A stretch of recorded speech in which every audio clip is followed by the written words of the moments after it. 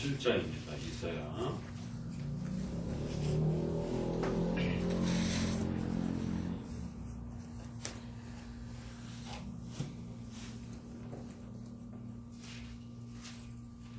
이십칠장 이사야 27장입니다. 자, 또 부지런히 또 이사야를 읽어 내려가 봅시다. 26장, 27장은 앞서 계속 말씀드렸던 것처럼 이스라엘 심판과 이방 심판에 대한 최종적인 하나님의 그 종말론적 심판의 목적과 또 뜻이 무엇인지, 또 그 역사와 그 시간과 그 모든 과정이 어떤 방향으로 향하고 있는지, 결국 창조로부터 진행되었던 그 거대한 종말론적인 하나님의 뜻을 따라서 그 시간과 인간의 모든 역사들이 그렇게 섭리사적으로 진행되어져 가고 있는 것이다라고 하는 이런 섭리사적 세계관, 섭리사적 역사관, 이런 부분들을 우리에게 아주 깊이 있게 드러내고 있습니다. 결국 우리 인간 안에 가장 문제가 되는 인본주의적 세계관, 인간을 중심으로 역사가 흘러간다라고 하는 이런 잘못된 이해, 또 그 다음에 자기중심적으로 역사가 진행되어져 가는 것처럼 그렇게 아주 그 개인주의적이고 이기주의적인 이러한 그 우리 자신의 그러한 욕망을 따라서 움직이는 것 같은 그런 인간의 세계관, 이러한 인본주의적인 인간 중심적 세계관을 끊어낼 수 있도록 모든 역사와 세계는 하나님 중심적으로 움직여가고, 그 하나님 중심의 뜻은 창세기부터 종말에 이르기까지 거대한 하나님의 통치와 또 계시된 말씀의 뜻을 따라서 움직여져가는 그러한 섭리사적인, 그걸 우리가 섭리사라라고 하는, 하나님이 통치하신 것이 하나님께서 소개하신 말씀을 따라서 그렇게 진행되어져 간다라고 하는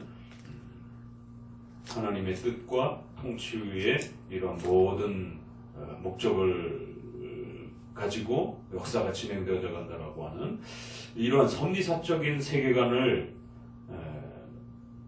확립해야 되는데, 이것이 참 그렇게 쉽게 확립되는 게 아닙니다.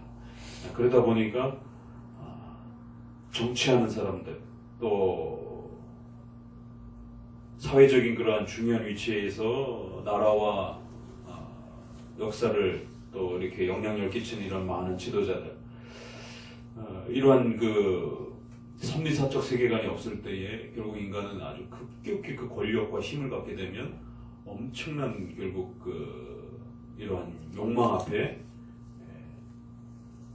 다 무너져 버리게 되는 이런 심각한 일들을 보게 됩니다.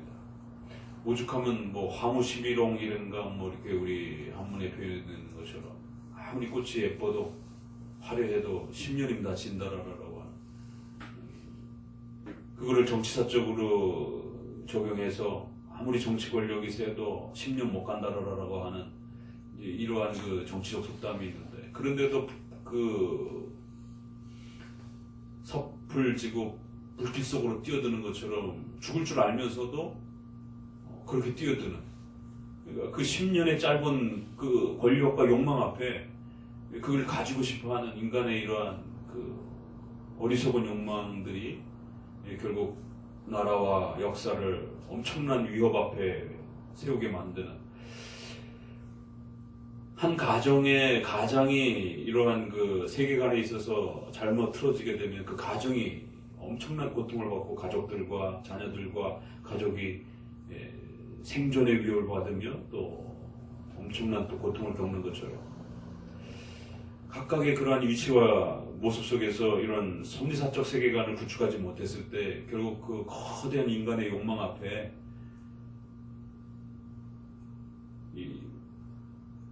견뎌내지 못하는 것이. 그래서 이사야는 계속해서 우리에게 이런 하나님 주권적인, 하나님의 섭리사적인 역사관, 세계 역사 전체가 우연히 흘러가는 것 같지만 하나님께서 각 나라의 왕을 세우시고 또 왕을 폐하시고 또 나라의 그 엄청난 그 방향을 바꾸시고 이런 모든 것들이 인간의 힘에 일어서나 가는 것 같지만 또 그렇지 아니하고 하나님의 뜻과 계획을 따라서 그렇게 움직여져 간다는 것이. 그래서 이런 섭리사적인 세계관을 깨닫는 성도들은 늘 두렵고 떨림으로 자신의 인생을 한순간 한순간을 소중하게 살아가야 되고 또 그 맡겨진 바 책임감을 또 잘 감당해내야 되는 그런 또 사명적 또 세계관으로서 자기 인생을 또 보게 됩니다. 그리고 하나님이 맡겨주신 그러한 또 때에 따라서 높은 자리에 앉게 되었을 때 절대로 기고만장하지 않고 그 주어진 권력과 돈과 힘을 나쁜 데 자기 욕망을 표출하는 데 쓰지 아니하고 국가와 교회와 또 이렇게 하나님을 위해서 바르게 사용할 줄 아는 또 때로는 위기와 절망 가운데 처해질 수밖에 없는 그런 상황에 놓인다 할지라도 결코 낙심하거나 또 자학한 그래서 자살로 나아간다든가 또 삶을 포기한다든가 이런 방식으로 나가지 않고 하나님의 또 도우심을 바라보면서 다시 일어날 때를 기다리고 재기할 때를 꿈꾸고 준비하는 이러한 강한 또 고난을 이겨내는 또 그런 원동력을 제공하는 것입니다. 그러니까 칼빈주의적인 이러한 그 세계관과 역사관이 왜 그렇게 중요한지에 대해서 거듭거듭 얘기하는 겁니다. 그러니까 나가야마 사가키라고 하는 이런 분이 역사 전체를 보면서 그 중세 시대에 타락해서 타락의 그 절정에 이르렀던 그 유럽의 시대가 결국 칼빈주의 종교개혁을 통해서 유럽이 다시 회복되어지는 이러한 그 역사적 관점을 정확하게 이렇게 표현한 겁니다. 칼빈주의 하나님으로 칼빈주의 하나님이 유럽을 구원했고 우리의 미래는 칼빈주의 하나님께 달려있다. 알미니안주의적인 반펠라미스주의적인 이런 인본주의적인 신인협력적인 이러한 그 세계관을 가지고는 이러한 거대한 인간의 욕망과 권력과 욕심 앞에 맞서 싸울 수가 없다라는 것이에요. 그래서 이런 칼빈주의적 세계관이 없는 그러한 그 인생의 삶 속에 예를 들면은 로또라든가 이렇게 경제적인 어떤 꿈을 꾸다가 막상 경제적인 어떤 엄청난 결과가 주어졌잖아요. 로또에 맞았어요. 거의 99%가 다 가정이 파탄나고 인생이 파탄나는 거죠. 왜 그 엄청난 재산을 유지하고 쓰지 못할까? 결국 그 엄청난 돈이 인간의 그 욕망 앞에 섰을 때 새로운 자신을 발견하게 되는 거예요. 각 사람들이. 그래서 부부지간에도 싸우게 되는 거죠. 그 서로 사이가 좋던 부부지간도 돈이라고 하는 그 욕망 앞에 다투게 되고 싸우게 되고 이혼하게 되고 형제지간에도 우리 얼마 전 뉴스에도 형제지간에도 그렇게 살인이 났잖아요. 그러니까 모르는 거예요. 인간은 자기가 그 돈과 권력과 어떤 또 중독이라고 하는 어떤 이런 욕망 앞에 딱 부딪혔을 때 과연 인간이 그거를 버텨낼 수 있는지에 대해서 잘 모릅니다. 왜? 가져보질 않았으니까. 그러면서 그걸 꿈꾸며 살아요. 그러나 가진 자들은 급속히 파멸해가는 그런 또 역사와 그 장면들을 보는데 그런 걸 보면서도 그걸 깨닫지 못하고 또 뒤따르는 사람들은 또 그 소망을 품고 또 달려가는 거죠. 그래서 전도서에서는 이러한 인간의 어리석음을 아주 호되게 책망하는 것입니다. 죽을 줄 알면서도 그 길로 달려들어가는 이런 허무한 인생 부분에 대해서. 자, 그래서 이제 26장, 27장은 이처럼 섭리사적 세계관을 우리가 어떻게 구축해야 되는지에 대해서, 왜 이것이 그렇게 우리에게 중요한지에 대해서, 이것을 잘 깨달았을 때 칼빈주의적인 이런 역사관, 하나님 중심적으로 섭리사적으로 우리 개인의 인생과 또 우리의 삶 전체와 역사 전체를 이렇게 보려고 애쓰는 이런 하나님 중심적 섭리사적 세계관이 우리 자신을 보호해주고 우리 자신을 지켜내주고 또 우리의 가정과 국가와 사회를 보호시켜주고 지켜준다는 거죠. 인간의 그 무지막강한 어마어마한 인간을 파괴하는 그러한 부패로부터 나오는 인간의 그 모든 욕망들을 막아낼 수 있는 유일한 방패라는 것이. 그래서 이사야는 계속해서 역사와 그 모든 통치의 다스림과 시간과 공간이 마치 인간의 손에 달려 있는 것처럼, 또 거대한 그 제국의 왕의 손에 달린 것처럼, 그렇게 인간들은 거기에 몰입해서 살지만 그 모든 역사는 결국 하나님이 뜻하신 바대로 그렇게 흘러가가는 것이다라고 하는, 이걸 계속해서 여러 예들을 동원해서 깨우치고 또 이야기하고 깨우치고, 그래서 그걸 깨달을 수 있도록 끌고 가는 것입니다. 그 이제 결론에 와서 26장, 27장에 와서는 결론적으로 바로 이런 섭리사적 세계관과 인생관을 결론을 내리는 것입니다. 그래서 이제 26장 부분에서는 앞에 24, 5 이렇게 해서 6, 7 이렇게 진행이 4장이 그런 부분으로 진행돼 갑니다. 그럴 때 이제 6장은 그러면서도 또 거기에 인간의 책임, 제2원인으로서 인간의 책임에 대한 부분을 한 번 더 이제 이렇게 이야기해주고 난 다음에 27장에 와서는 이제 최종적 그 하나님의 뜻을 따라서 완성되어지는 종말론적 심판의 그 결론을 마무리합니다. 1절같이 27장 1절같이 읽어봅니다. 그날에 여호와께서 그 견고하고 크고 강한 칼로 날랜 뱀 리워야단 곧 꼬불꼬불한 뱀 리워야단을 벌하시며 바다에 있는 용을 죽이시리라.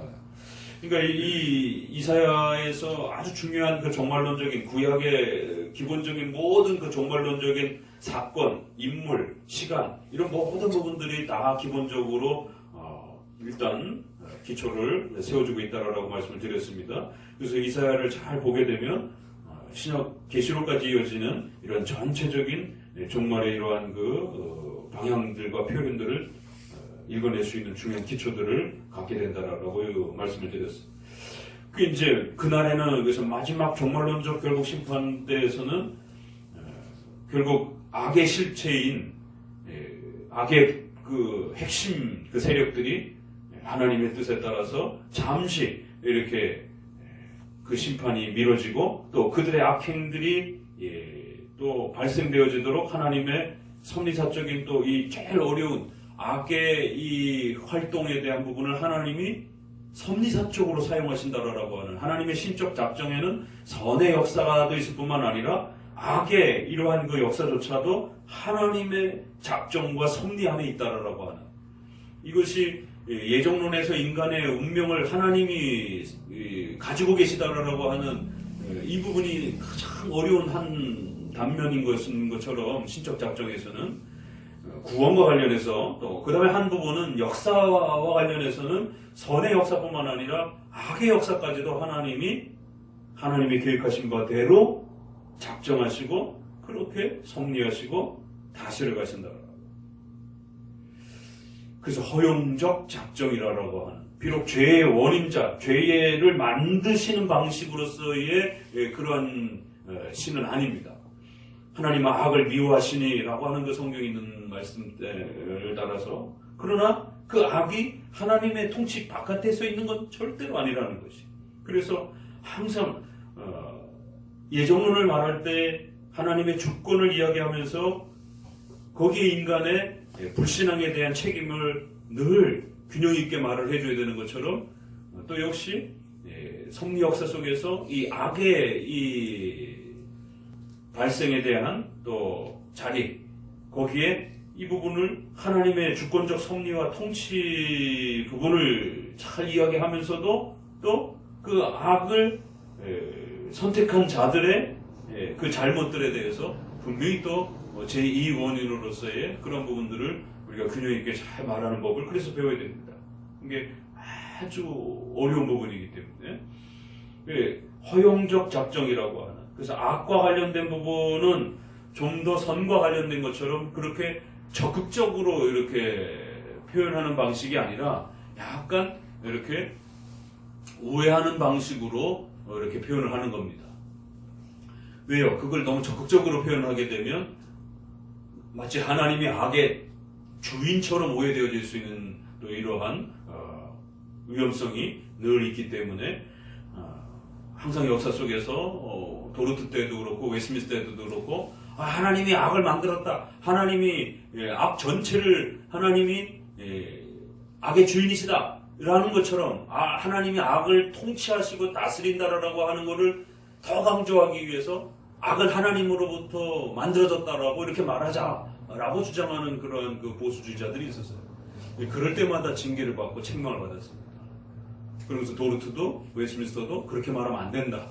아무리 의도가 하나님의 주권을 강조한다 하려고 할지라도 성경에서 말하는 그 악에 대한 하나님의 작정의 방식에 있어서는 하나님의 악의 주인인 것처럼 인식되어져서는 안 되고 반드시 하나님은 그 악을 통치하시고 다스리시고 작정하실지라도 또 그 악의 책임은 인간에게 분명히 있다라고 하는 근원적 원인은 하나님의 작정으로부터 오는 것이 모든 역사는 선과 악의 모든 근원적 역사는 제1원인으로부터 오는 것입니다. 그게 웨스트민스터의 표현인 것이.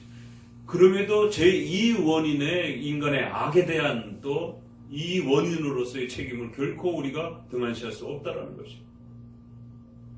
그래서 하나님을 악의 주인처럼 말하는 것이 아니라 악의 절대적 하나님의 주권과 하나님의 작정의 개념으로 악을 말을 해야 된다는 것이. 그래서 그 악이 결코 하나님의 통치권 바깥에서 일어나는 것처럼 이렇게 말해서는 안 되고 또 한편으로는 하나님이 악에 대한 어떤 모든 형벌적 책임까지 다 하나님이 짊어지고 있는 것처럼 그렇게 표현해서도 안 된다는 것이.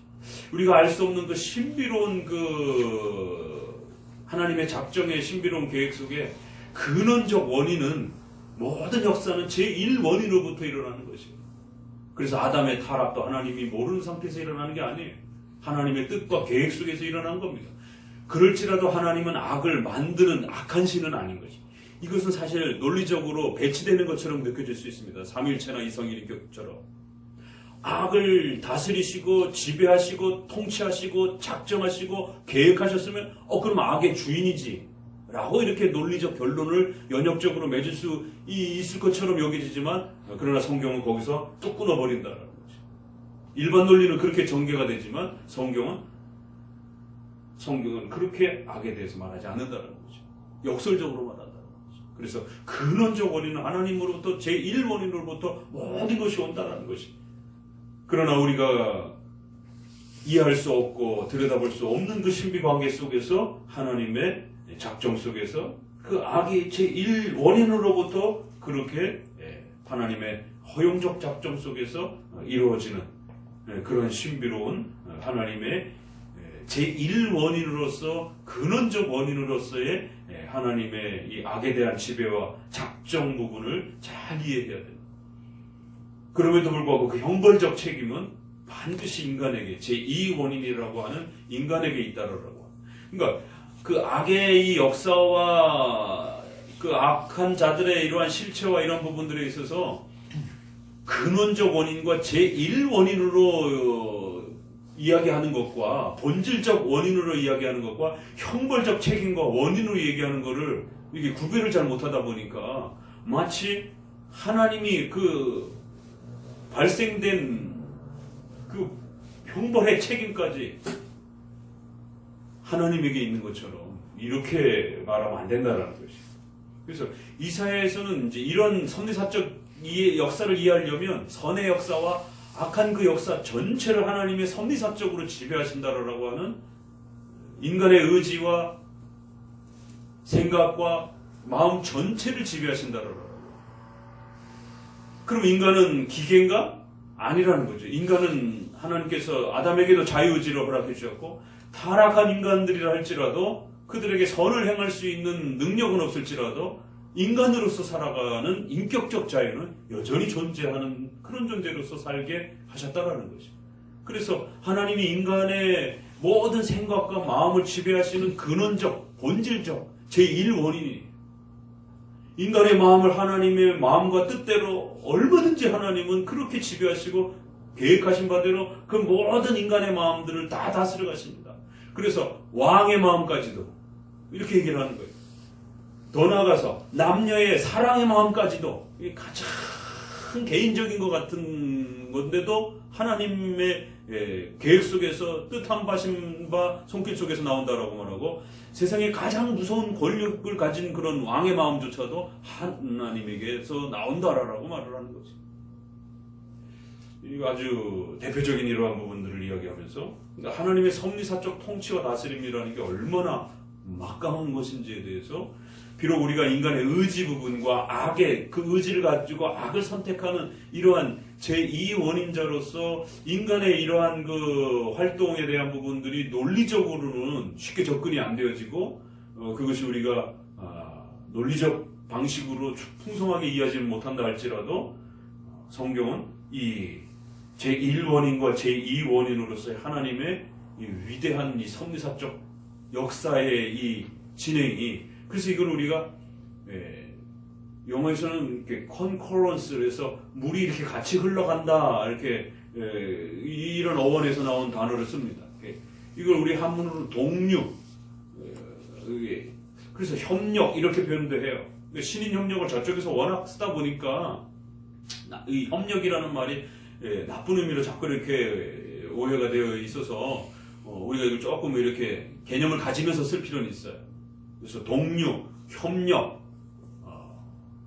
함께 1원인과 2원인이 그 역사 속에 함께 진행되어져 가는 것이에요.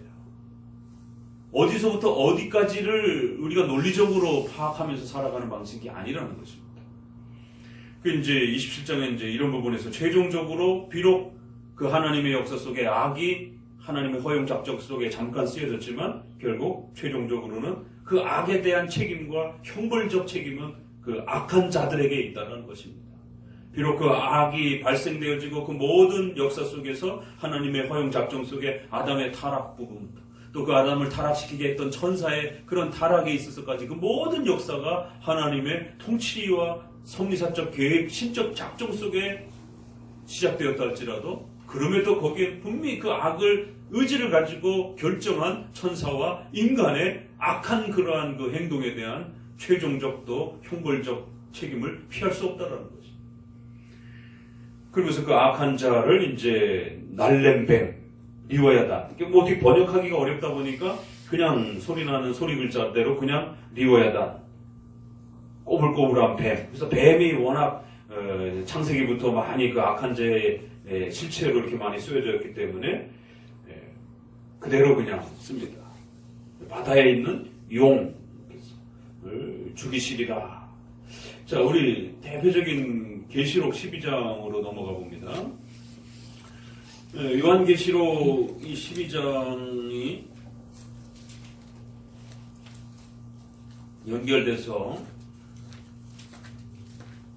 이런 구약의 중요한 그 악의 이 실체들과 악의 그 역사에 대한 부분들을 요한계시록에서는 어떻게 이제 이걸 받아서 또 쓰고 있는가를 봅시다. 12장 1절을 같이 읽어봅니다.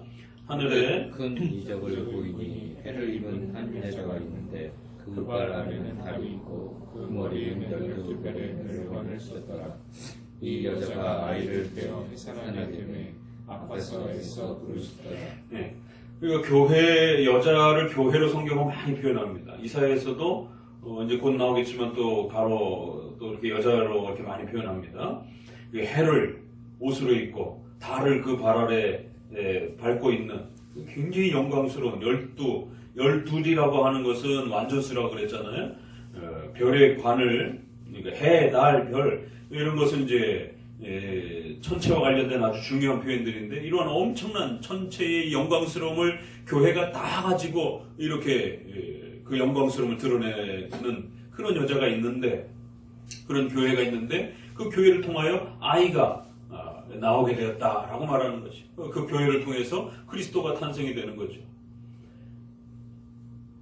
3절 이거 봅니다. 하늘에 또 다른 이적이 보이니 보라 한 그 붉은 용이 있어 머리가 7이요 뿔이 10이라. 그 여러 머리에 7 멸관이 있는데 그 꼬리가 하늘별 3분의 1을 끌어다가 땅에 던지더라. 용이 해산하려는 여자 앞에서 그가 해산하면 그 아이를 삭히고자 하더니 여자가 아들을 낳으니 이는 장차 천장으로 왕국을 다스릴 남자라.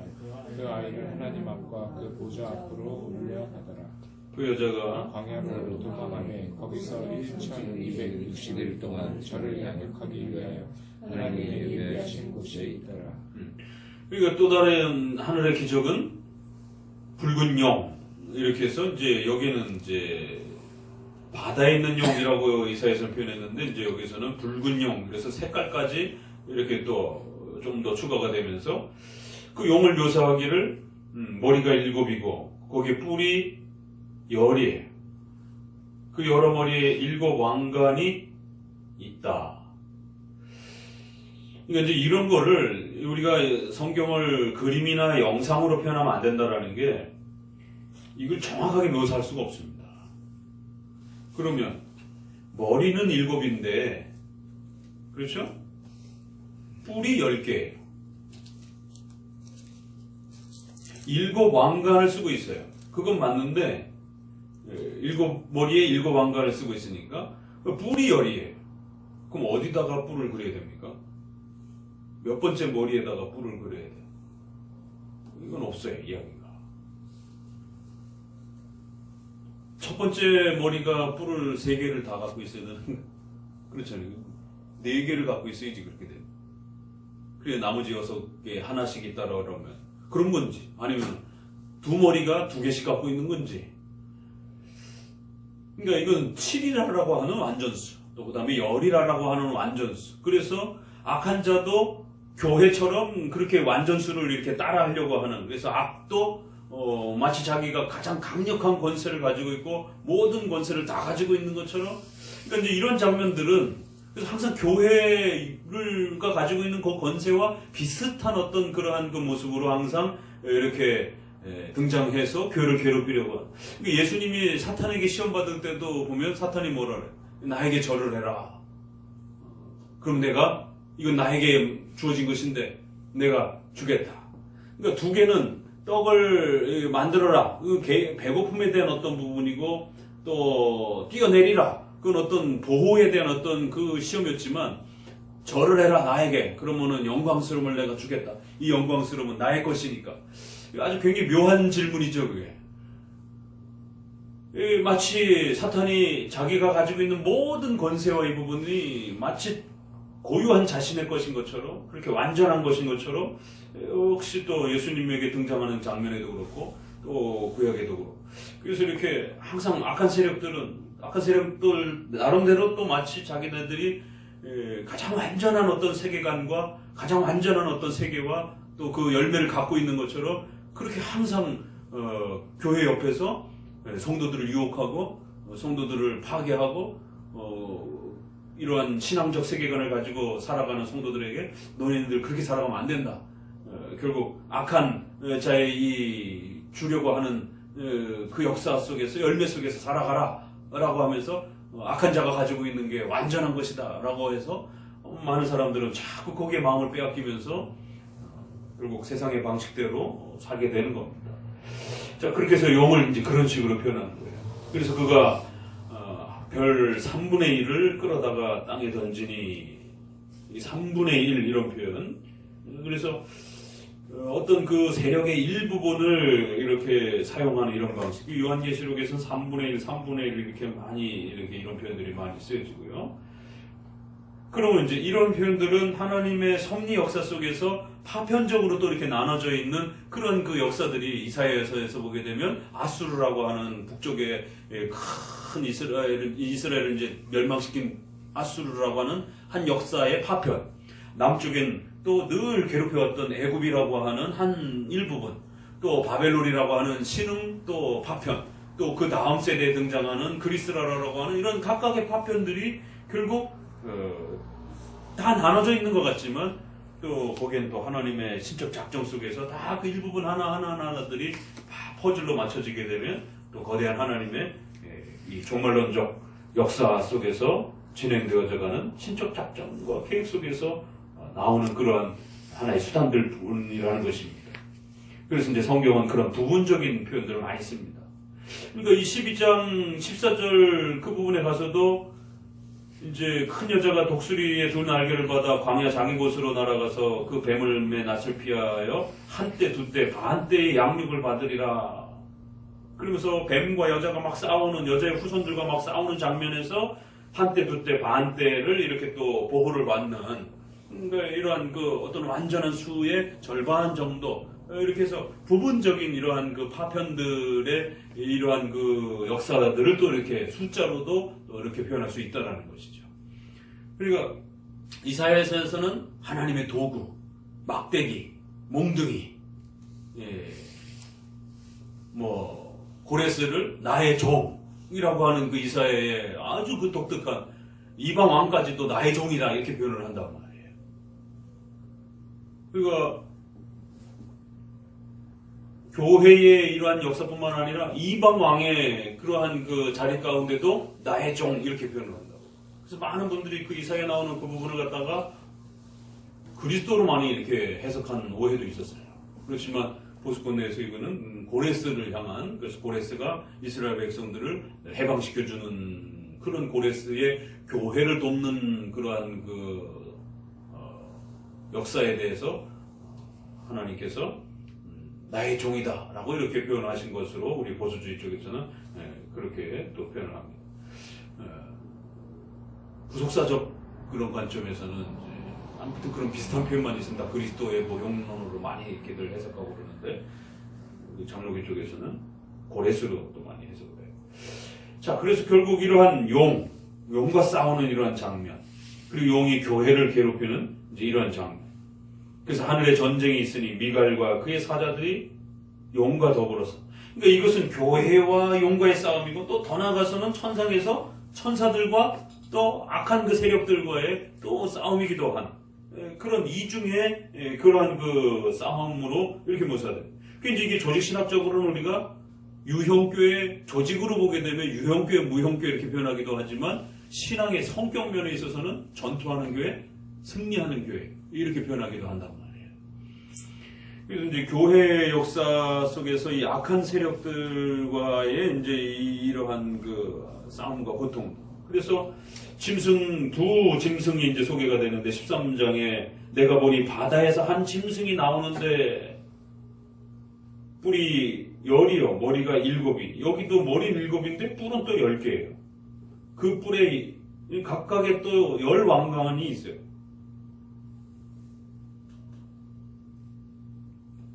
그래서 3절에 그의 머리 하나가 상하여 죽게 된 것 같더니 그 죽게 된 상처가 나오며 온 땅에 놀랍게 여겨 짐승을 따르고 42달 동안 이제 교회를 괴롭힐 것이다라고 하는 이제 교회와 또 싸우게 될 것이다라고. 이제 이런 바다에서 올라온 짐승 이러면 항상 그 고대 세계의 바다를 지배한 국가를 상징하기 때문에 그 국가가 결국 또 악의 실체가 되어가지고 교회를 괴롭히는 이제 이러한 또 역사. 그러니까 여기는 상징적으로 표현됐지만 우리는 지금 이사야에서 그 세력은 아시리아라고 있는 거예요. 애굽이라고 있는 거예요. 그리고 지금은 그 나라를 멸망시키는 바벨론은 하나님의 도구로 쓰여지지만 나중에는 또 그 바벨론이 교회를 괴롭히기 때문에 또 역시 바벨론도 큰 음녀다라라고 또 이렇게 하나님 앞에 악의 또 실체로서 책망받을 거라고 또 그렇게 그 국가로서의 교회를 괴롭힌 악의 실체를 또 이야기를 하고 11절에 내가 보면 또 다른 짐승이 땅에서 올라오니 땅에서는 이제 교회 자체 내의 그 거짓 선지자들, 거짓 목사들 그래서 교회를 어지럽히는 이제 이러한 또 적그리스도 역할을 하는. 그래서 적그리스도는 국가의 어떤 모습으로 나타날 수도 있고 또 교회의 어떤 교황이다라고 했을 때는 교회 안에서 교회를 핍박하는 자로서의 그러한 형태로도 나타날 수도 있고 다양한 형식으로 표현되는 것입니다. 그래서 이런 악의 실체는 666이다 이렇게 요한계시록에서 표현한 거고 14만 4천 명이라고 하는 건 이제 14장에 가서 그러나 교회의 시온산 이제 이사야에서도 이 시온산이라고 하는 게 그 성산에서 이사야 2장에서부터 벌써 쏟아져 나왔잖아요. 하나님의 그 성산에 오르자 율법으로 우리를 가르칠 것이다. 인류의 최후의 이제 모든 열국들이 그 성산으로 모여들 것이다. 택한 받은 백성들이 하나님의 은혜로 인해서 이방인들 중에서도 그 성산으로 나오는 자들이 있을 것이다라고 하는 그 성산. 근데 이제 신약에 와서 시온산 이렇게 하면서 그들은 14만 4천 명이다. 그래서 14장에 14만 4천 명이라는 표현이 두 번 이렇게 표현이 됩니다. 그리고는 이제 14장 14절 이후에 같이 읽어봅니다. 14절 또 내가 보니 흰 구름이 있고 구름 위에 사람의 아들과 같은 이가 앉았는데 그 머리에는 큰 면류관이 있고 그 손에는 이한 낫을 가졌더라. 그러면서 이제 천사들이 종말론적 심판의 이러한 그 엄청난 이제 집행을 행하는 이것도 사실은 마지막 그 심판처럼 이렇게 보입니다. 그러니까 계시록은 일정한 부분에 있어서의 그러한 그 인나팔 대접이라고 하는 하나님의 섭리사적 세계를 7개로 나눠가지고 큰 하나의 흐름의 한 변화를 7번으로 나누어서 그렇게 하나님의 거대한 통치 역사의 흐름을 이렇게 이야기해 주면서 결국 완전한 7배의 이 형태로 거대한 역사가 완성될 것이다라고 하는.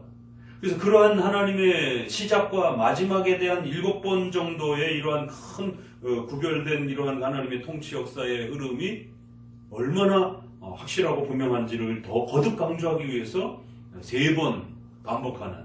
그래서 우리가 이것을 전천년은 직선적인 시간 형태로 해석하지만 무천년적인 해석은 점층적 반복법 형태로 해석한다는 걸 꼭 기억하세요. 그래서 이것은 시간적인 이제 4장에서부터 마지막 장까지를 1장에서부터 3장까지는 하나의 서론이고 이제 4장부터 시작이 되어지는 본격적인 그 인나팔 대접의 이야기가 과연 이게 시간적 순서인지 어떤 주제별 이야기인지 그러니까 이러한 그 시간과 주제가 막 교차되어서 쓰여지는 것은 성경에 굉장히 자연스럽습니다.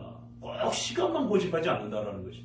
그러니까 마가복음은 좀 더 시간 중심. 그래서 신속하게 이렇게 진행되어져가는 그런 어떤 속도감을 굉장히 강조를 합니다.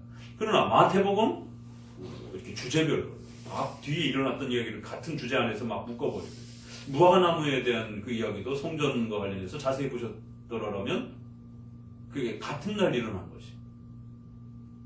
그런데 마치 다른 날 일어난 것처럼 이제 이렇게 표현되어지기도 하고. 그러니까 이제 이런 부분에서 마태복음은 주제별로 좀 더 강조를 하는 방식이고 그래서 시간을 굉장히 신경 안 써요. 뒤에 있던 얘기인데 확 끌어다가 앞에 일어난 것처럼 이렇게 묶어가지고 그게 같은 주제를 하면 묶어가지고 이게 그러다 보니까 우리가 왜 교리 성경은 중요한 하나의 교리가 무엇인가 좀 더 이렇게 시간 중심적으로 이렇게 흘러가는 것도 있지만 결국 이러한 그 중요한 부분에 있어서 결론적 교리가 무엇인지에 대한 이제 이 부분을 잘 이해하셔야 됩니다. 그러니까 교회한 계시록도 정층적 반복법이라고 하는 이제 이러한 형태를 통해 가지고 어떻게 이제 우리가 좀 더 풍성하게 이해할 것인가를 고민하셔야 됩니다. 그러니까 14장의 종말론적인 심판 부분들이 거의 이렇게 마무리되는 형태로 그래서 땅의 곡식이 다 익었으니까 걷어들여라 하면서 17절 이하부터는 예리한 낫을 가진 천사가 나타나가지고 포도송이를 싹 걷어가지고는 어디다가요? 포도를 송이를 이제 수확하는 틀에다가 집어넣고 막 찢어밟는 거지. 근데 그 찢어밟은 것이 얼마나 엄청난지 1600 스타디움.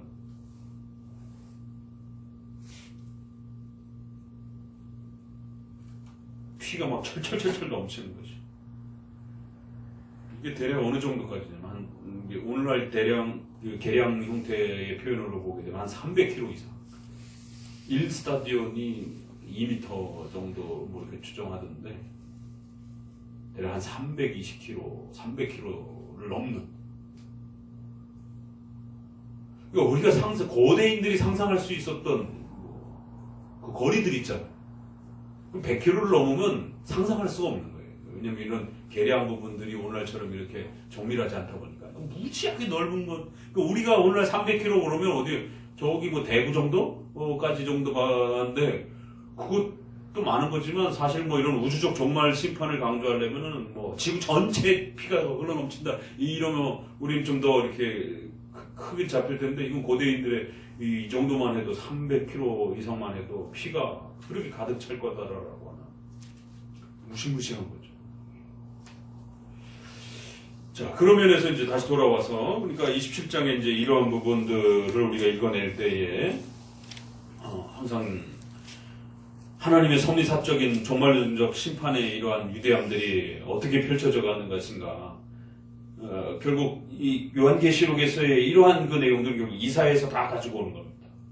그래서 비록 하나님이 섭리사적 역사 속에서 악의 그 존재들 또 그 악한 자들의 의지들 또 악의 그 역사들 이런 모든 부분들을 하나님이 허용적 작정 속에서 비록 일어나도록 작정하셨고 계획하셨고 웨스트민스터에서는 그걸 오더라고 표현되어 있어요. 이걸 현대적 개념이면 명령 이렇게 표현될 수 있지만 이제 하나님이 악의 그 조성자라고 하는 이 오해의 여지를 줄이기 위해서 이 오더를 어떻게 번역할 것인가에 대한 심각한 고민이 있어요. 어려움이 있습니다. 그래서 이제 우리 번역에도 정돈, 정리 이러한 표현으로 이렇게 번역이 합동측계 옛날부터 이게 섭리와 관련해서 악의 문제 부분들을 어떻게 표현할까? 영어에서 오더라라고 됐을 때 현대의 영어적 개념은 이렇게 오더를 내리다, 주문을 하다, 뭐 명령을 하다 이런 부분이 가깝지만 오더에는 여러 뜻이 있기 때문에 섭리와 관련해서 하나님이 오더하셨다. 악에 대해서 특별히 악과 관련된 부분들을 이랬을 때 이거를 악의 조성자처럼 오더의 개념을 표현하면 안 되고 악의 전체를 하나님이 섭리사적으로 다스리시고 작정하시고 그렇게 계획하신다라고 하는 그런 개념으로 읽어내야 됩니다. 근데 웨스트민스터에서 아무튼 오더라라고 하는 이 중요한 표현을 썼어요. 그러니까 그 오더는 이 양쪽을 다 포괄하는 그런 개념 안에서 있을 수 있는 단어예요. 좀 더 센 의미가 되기도 하고 좀 더 이렇게 약간 이렇게 넓은 의미도 되는 것이고 놓치지 말아야 될 의미가 있기 때문에 오더라라고 하는 이 중요한 단어를 잡은 것입니다. 그러니까 여러분이 웨스트민스터에서 3장, 5장에서 이런 중요한 단어들 하나님이 악과 관련해서 허용적 작정이라고 하는 펄미시브라고 하는 허용하셨다라고 하는 그래서 이 허용이라는 부분을 쓴다라는 것. 그럼에도 불구하고 이것은 하나님이 무능력하다라는 의미는 아니에요. 그래서 허용이라고 하는 의미를 잘못 쓰면 무능력이라는 의미가 나오게 되고 작정이라는 말을 악에다가 자칫 너무 강하게 쓰게 되면 하나님이 악의 주인처럼 느껴질 염려가 있는 거예요. 그래서 허용적 작정이라고. 성경에서는 조금 자유롭게 더 써요. 바로의 마음을 강팍하게 하셨다라고. 그래서 우리가 지난번에 이사야 한번 읽었었잖아요. 그 개역 개정판과 개역 한글판에서 이방인들의 마음을 하나님이 격동시켰다라는 말도 있고 그들의 마음 속에 이렇게 어지러운 마음을 이렇게 넣으셨다 이런 표현. 그러나 개역 한글은 좀 더 세게 뭐라 그랬지 그때 섞으셨다.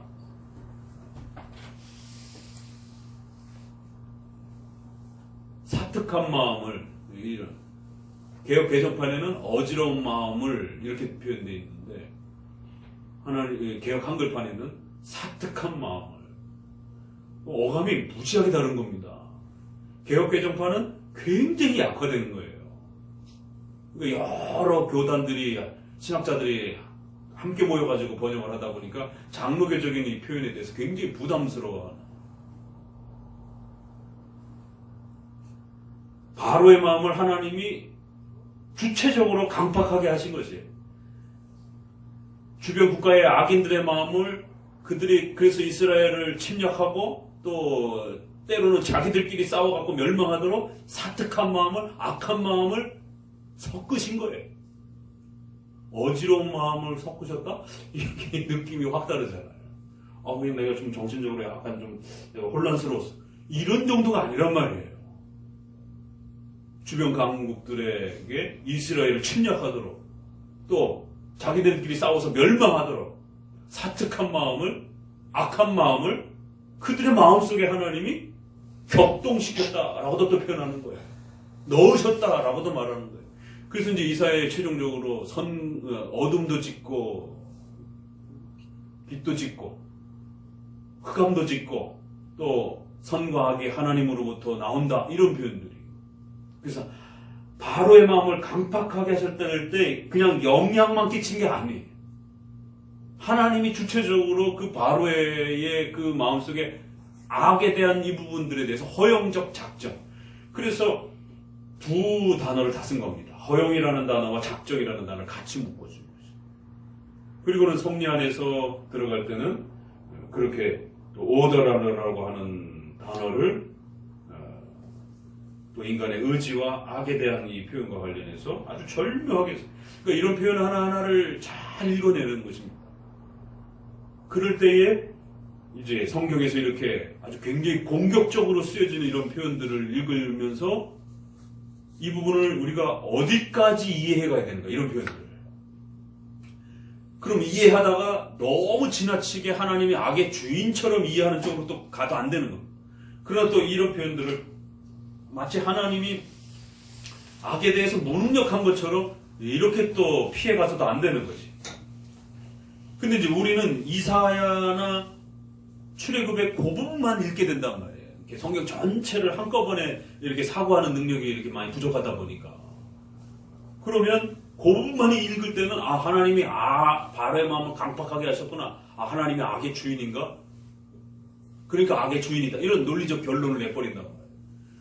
그래서 교리 요약의 도움을 받아야 된다는 겁니다. 그러면 교리는 이런 악의 실체와 역사와 관련해서 우리의 공교회적 표준의 교리에서는 어떻게 표현했는가 이 부분을.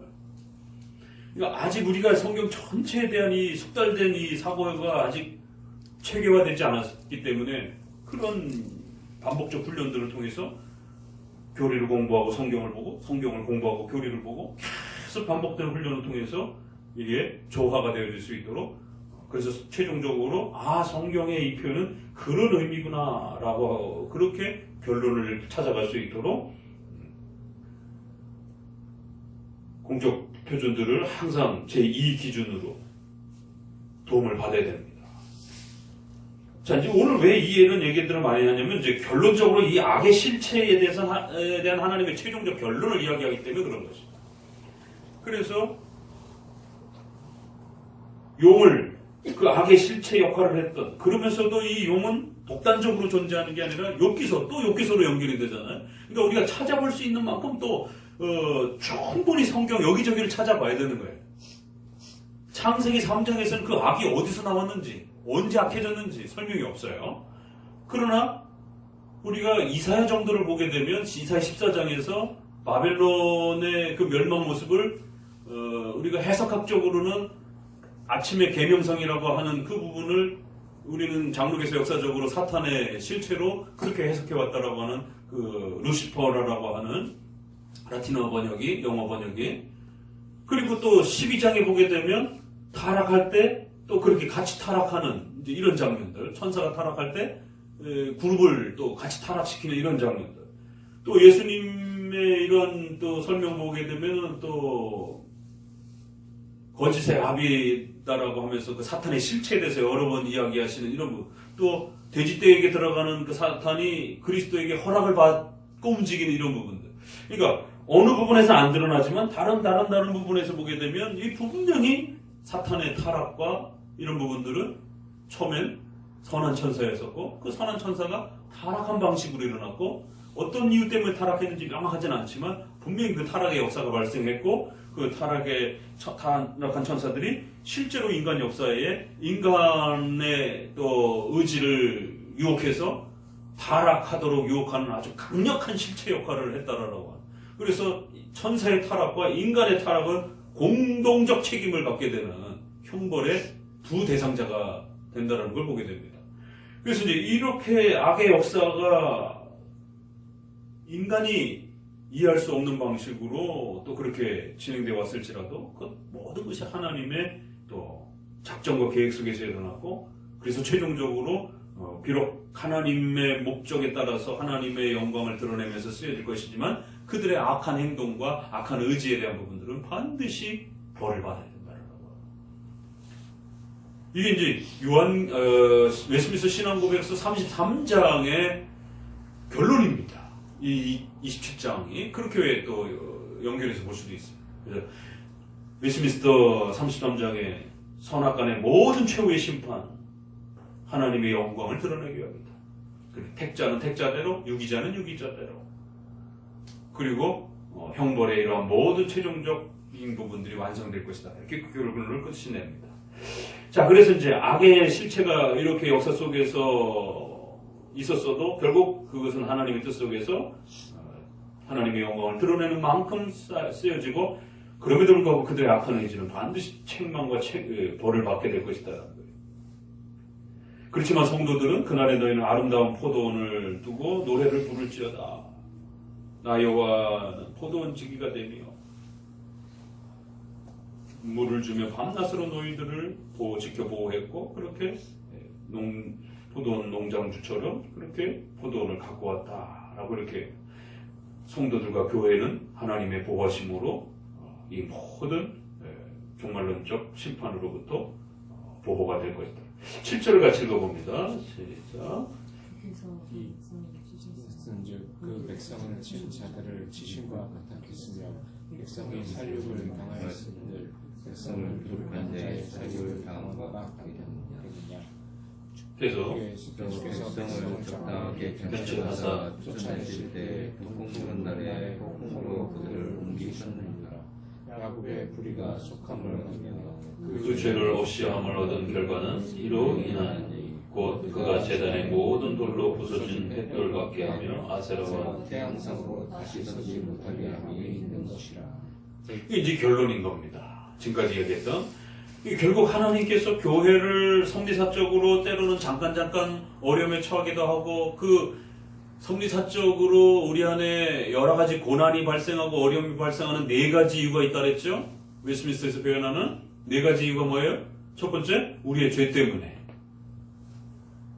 그래서 죄를 끊어내시는 그런 하나님의 도구로서 고난이 쓰여진다는 거예요. 두 번째, 성화.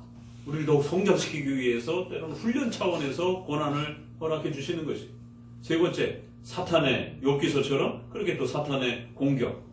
마지막에는 우리에게 설명되어지지 않는 그 소경된 자가 고침을 받으면서 그리스도의 기적의 수단으로 쓰여지면서 그의 죄도 아니고 부모의 죄 때문도 아니고 오직 그리스도께서 오셔서 기적을 발휘하기 위해서 그때의 소경으로서 있어야만이 그리스도가 그를 고칠 수 있는 그리스도의 기적을 드러내기 위한 그런 수단으로서 그가 소경으로 태어났다라고 하는 엄청난 메시지를 그건 개인의 성화 문제도 아니고 죄 문제도 아니고 그리스도의 그 기적을 발휘하는 수단으로 쓰여지기 위해서 그는 태어날 때부터 그렇게 소경으로 있었다라고 그리스도께서 엄청난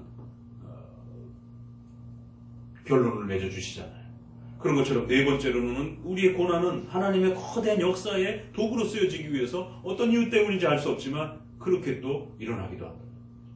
그래서 섭리사적으로 고난에 대한 해석을 우리는 이렇게 네 가지로 해나가는 것입니다.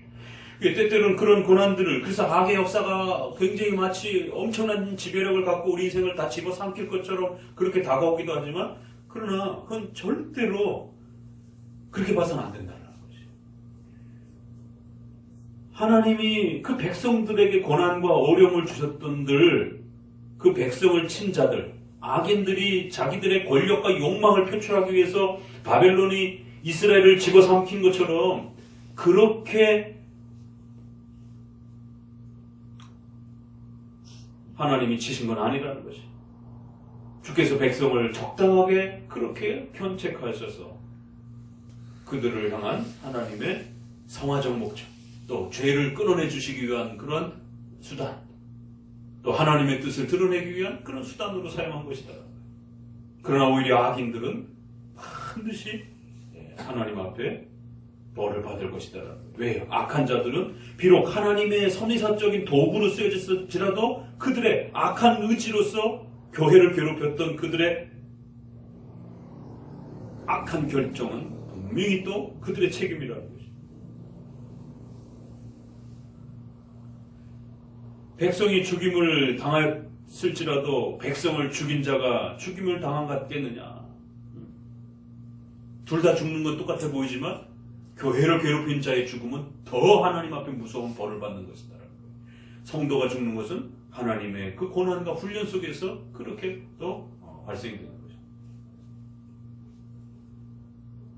9절에서는 야곱의 무리가 속함을 얻으며 그의 죄 없이 함을 받게 될 것이다. 그래서 성도들은 잠깐 고통과 고난과 어려움 속에서 죄가 끊어지기도 하고 또 그들의 죄에 대한 용서를 받고 성화되어지는, 이 구약에서 죄 없이 함을 받는다, 속함을 받는다, 이거 굉장히 중요한 표현입니다. 이게 칭의와 관련해서 쓰여지는 아주 굉장히 중요한 대속적 개념, 속죄함 개념, 이런 부분에서 죄 없이 함을 받는다. 이게 가장 중요한 하나님의 통치의 목적 중에 하나이기 때문에 또 그래서 결국에는 이러한 섭리사적 속에서, 섭리사적인 역사 속에서 교회가, 성도들이 겪게 되는 이러한 잠시 잠깐의 이러한 한때, 두때, 반때에 또 때로는 1260일의 이러한 또 다양한 형태로의 부분적인 그러한 파편적인 그러한 고난과 어려움들은 결국 그들의 성화와 죄를 끊어내고 성화시키기 위한 그런 하나님의 목적 속에서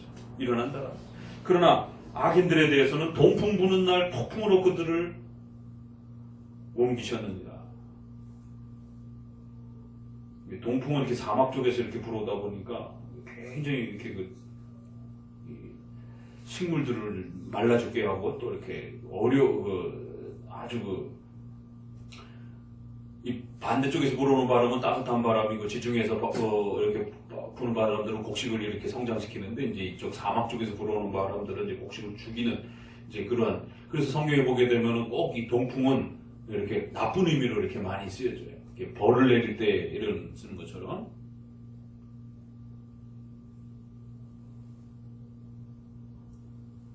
동풍 부는 날에 악인들을 완전히 쓸어버릴 것이고 성도들은 하나님께서 또 피하도록 그렇게 보호해 주실 것이다.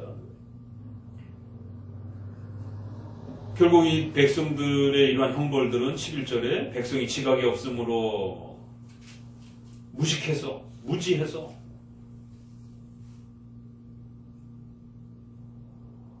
망하게 될 것이다. 그 원인이 뭐라고요? 계시에 대한 무지, 하나님에 대한 무지, 지각이 없으므로, 여러 이유가 있는데 여기서는 지각이 없는 것을 그 중요한 원인으로 잡습니다. 그래서 그들을 지으시니가, 그들을 조성하시니가, 그래서 조성하다, 만들다, 짓다 이런 표현들은 주로 창조와 관련된 부분에 쓰는 거지 악과 관련해서 쓰는 표현이 아니라는 거죠. 하나님께서 그들을 벌하시는 이유가 무지하기 때문에, 하나님의 계시에 대한 이해가 없기 때문에 벌받을 것이다.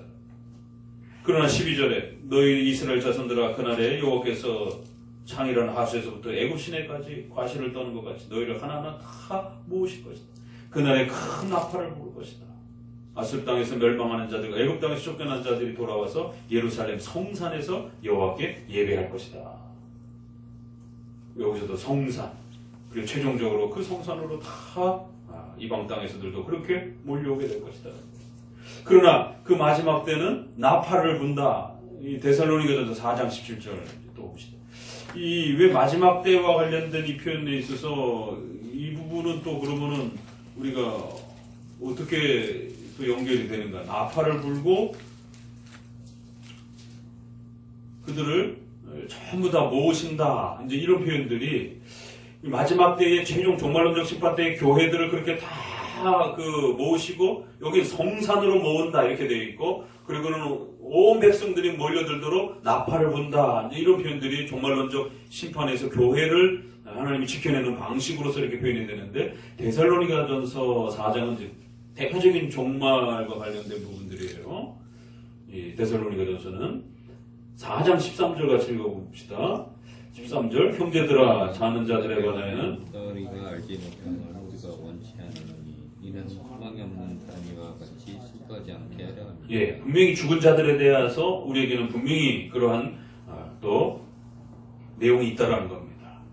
어떤 내용이냐면 예수님께서 분명히 이제 그 죽은 자들과 함께 강림하시는 이런 때가 온다라고 말하면서 16절부터 읽어봅시다. 시작. 주께서 호령과 천사장의 소리와 하나님의 나팔로 친히 하늘로 쫓아 강림하시리니 그리스도 안에서 죽은 자를 먼저 일어나고 그 후에 우리 살아남은 자도 저희와 함께 구름 속으로 끌어올려 공중에서 주를 영접하게 하시니 위하여 우리가 항상 주와 함께 있으리라. 그러므로 이러한 말로 서로 위로하라. 이게 이제 강림하실 때 큰 나팔 소리가 울리면서 그리스도께서 하늘로부터 강림하실 것이다. 근데 이제 나팔은 그러면 정말 때 빰빰빰빰빰빰 뭐 이런 걸 생각하시면 안 돼요. 그럼 왜 나팔 소리만 들려요? 더 좋은 악기들도 많은데. 나팔이라고 하는 건 구약적 배경 속에서 전투할 때도 쓰여지고 항상 신호를 전달하는 그 중요한 하나의 수단으로서 이렇게 쓰여졌기 때문에 정말에도 결국 그 택자들이 알아들을 수 있는 그러한 강력한 그리스도의 부르심, 그리스도의 목소리든 어떤 형태로든 그 그리스도의 백성들이 듣고 나올 수 있는 강력한 그러한 영광스러움들이 그러한 교회를 부르는 소리가 울려 퍼질 것이다라는 거. 그게 영광스러움을 표현할 때도 나팔 소리를 들고 어떤 신호를 보낸다 할 때도 나팔 소리라 이렇게 표현하고 그리고는 구름 속으로 끌어올려 공중에서 주를 영접한다. 이것 때문에 결국에는 그 세대주의적 전천년이라든가 또 전천년 쪽에서도 자꾸만 휴거라라고 하는 이제 이러한 부분들을 종말론 안에서 자꾸 교회 안에 퍼뜨려 놔가지고 마치 오늘날도 이런 휴거라라고 하는 개념이 성경적인 것처럼 그러나 이것은 종말론에 있어서의 이 부분은 여기서만 나온 거예요. 전체적으로 다 같이 연결해서 봐요. 성산으로 모으신다 이렇게 돼 있어요. 요한복음에서는 그 양들을 부른다 이렇게 되어 있고 또 택자들을 전부 다 이렇게 지키신다, 모으신다 이런 표현들도 나옵니다. 그러니까 이게 영어에서도 caught 이렇게 해서 그 붙잡혀진다. 그 위로 붙잡혀진다 이렇게 업을 썼단 말이에요. 방향성을 이렇게 표현하는 전치사를 썼어요. 우리 번역에도 그래서 끌어올려져 이렇게. 그러니까 이게 단순한 그 시간 공간적 부분에서 종말론에서는 굉장히 신중하게 해석해야 된다라고 말씀드렸잖아요. 왜? 그때는 신천신지이기 때문에. 지금은 동서남북의 개념이 있기 때문에 이렇게 위아래의 개념이 이렇게 존재를 하잖아요, 지금. 그러나 신천신지에서는 이제 전혀 다른 형태로의 그러한 변화들이 나타나서 단순하게 그렇게 위아래로 이렇게 이야기할 수 없고 영원 세계로 들어가기 때문에 시간으로서 해석할 수가 없단 말이에요. 지금만 잠깐 시간 세계 속에 있는 것이지 이제 정말 후는 영원 세계로 들어간단 말이에요. 그래서 너무 이거를 이렇게 공간적인 어떤 이동으로만 이렇게 해석하면은 안 된다는 겁니다. 이렇게 악의 세력으로부터 하나님의 곳으로 이렇게 강력하게 이렇게 끌어내 주신다. 이제 이렇게 표현을 하는 거예요. 그렇지만 이사야에서는 성산으로 모은다. 여러 표현들이 있는데 그러면 도대체 어디로 부르시는 거예요? 이런 오해가 발생이 될 수 있는 거죠. 그러니까 그리스도의 품으로 이렇게 하나님께서 강력하게 그들을 하나님의 통치와 다스림의 자리 속으로 그들을 초대해내시고 그의 백성들을 하나님께서 세우실 것이다. 이제 카톨릭에서도 비판했습니다. 이런 부분들을 당대 신비주의자들이 자꾸만 종말론적인 그러한 부분을 썼을 때 이것도 이제 역시 그 이장림 목사가 우리나라의 휴거라라고 하는 개념을 퍼뜨리는데 아주 결정적인 그러한 또 역할을 했고요. 그러니까 휴거라는 말이 여러분이 생각하는 것처럼 그렇게 들림 받는다 이런 단어가 아니에요.